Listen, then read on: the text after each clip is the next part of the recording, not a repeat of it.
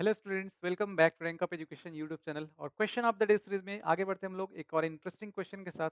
और अभी तक आपने चैनल को सब्सक्राइब नहीं किया है तो चैनल को सब्सक्राइब कर लीजिए, बेल आइकन को प्रेस कर लीजिए ताकि जो डेली अपडेट्स हैं वो आपको इजीली मिलता रहे। तो देखिए, यहाँ पे आपको एक मैट्रिक्स का क्वेश्चन दिख रहा है। इसमें ये दिया गया है कि जो मैट्रिक्स होगा वो थर्ड ऑर्डर का होगा एंड उसका डिटर्मिनेंट का जो वैल्यू होगा, यहाँ पे लिख लेते हैं हम लोग determinant A and this is equal to 2। ये क्वेश्चन में गिवन है एंड डिटर्मिनेंट ऑफ ये इस तरह से करके आपको यहाँ पे दिया गया है। तो सबसे पहले हम लोग देखते हैं यहाँ पे जो फाइंड करना है उसको लिखते हैं। ये जो डिटर्मिनेंट है उसको हम लोग ऐसे भी लिख सकते हैं, है ना, दो वर्टिकल बार के अंदर। तो ये हो जाएगा और ये हो गया डिटर्मिनेंट ए, है ना। एंड इसके बाद है एडजॉइंट और ये हो गया 5 एडजॉइंट और ए क्यूब, ये हो गया। हमने क्या किया यहाँ पे, ये जो बाहर डिटर्मिनेंट लिखा गया उसको इस तरीके से सिर्फ लिख दिया, बाकी और कोई चेंज नहीं किया गया, ये एज इट इज यहाँ पे लिखा गया है। ठीक है।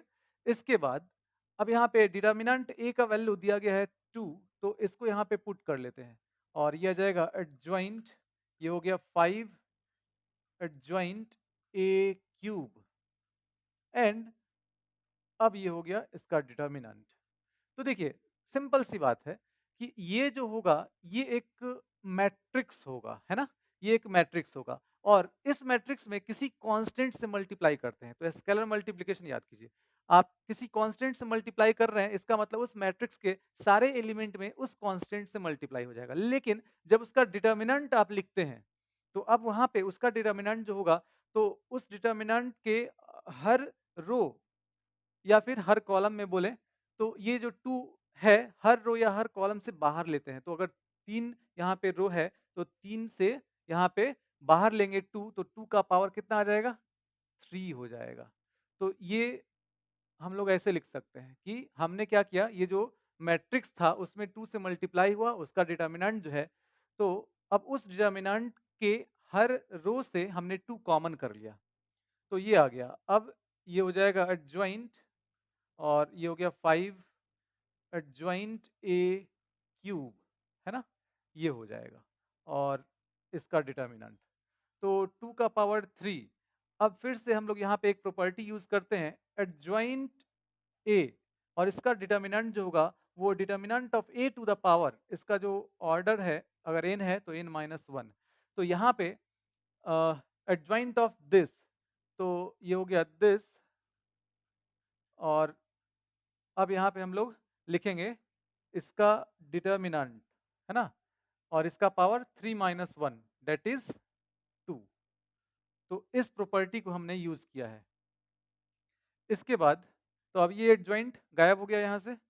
इसके बाद अब देखते हैं, देखिए फिर से ये एक मैट्रिक्स हो जाएगा ये, और इसमें 5 से मल्टीप्लाई हुआ, तो अब फिर जब उसका डिटर्मिनेंट लेंगे तो उसके हर रो से हम लोग क्या करेंगे, 5 को कॉमन करेंगे। तो 3 रो से 5 कॉमन होगा तो 5 का पावर यहाँ पे आ जाएगा 3 और अब ये हो जाएगा determinant of adjoint, sorry, adjoint, ये हो जाएगा ए क्यूब एंड इसका पावर देखिए, होल का पावर 2 था तो 2 हमने लिख लिया।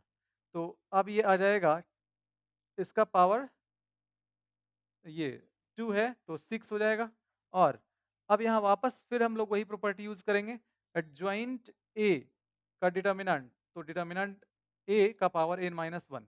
तो यहाँ पे क्या आ जाएगा, डिटर्मिनेंट ऑफ ए क्यूब, इसका पावर थर्ड ऑर्डर का होगा तो 3 माइनस वन 2 और होल पे पावर यहाँ पे 2 है, तो ये हो गया होल का पावर 2।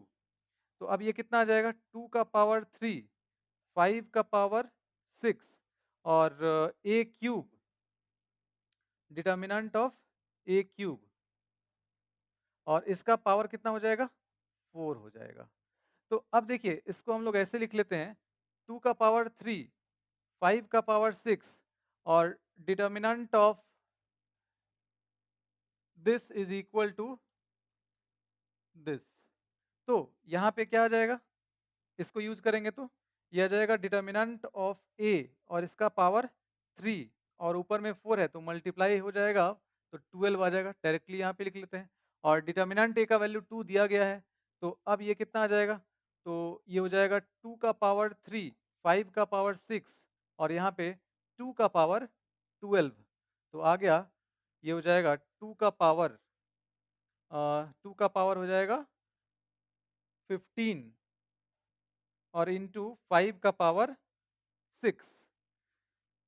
हाँ, लेकिन आंसर इस फॉर्म में नहीं दिया गया, आंसर 10 के फॉर्म में दे दिया गया है। तो सिंपल है, देखिए यहाँ पे 2 का पावर 6 इसके साथ ले लेंगे, तो 2 इंटू 5 होल का पावर 6 आ जाएगा, तो 10 का पावर 6 हो गया और इधर कितना बच गया? तो इधर 2 का पावर 9 बच गया, 9 का मतलब 512। तो फर्स्ट ऑप्शन देखिए, हाँ, फर्स्ट ऑप्शन यहाँ पे करेक्ट हो जाएगा, ठीक है? तो क्वेश्चन ईज़ी था, इसको ईज़ी बोल सकते हैं आप, बस थोड़ा-सा इसको केयरफुल होके करना था और कुछ नहीं था। और प्रॉपर्टीज़ हमने यूज़ किया यहाँ पे 2-3 जगह पे, बाकी बस सिंप्लीफाई करते जाइए, क्वेश्चन हो जाएगा, ठीक है? तो इस तरह के क्वेश्चंस कई बार पूछे गए हैं और पूछे जाते हैं और आगे भी पूछे जाएँगे। तो ये प्रॉपर्टीज़ जो हैं ख़ास करके इन पे पूछा जाता है, इसको अच्छे से आपको याद रखना चाहिए, ठीक है?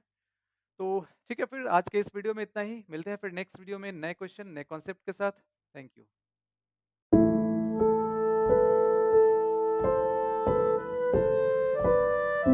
Subscribe now for more videos and updates.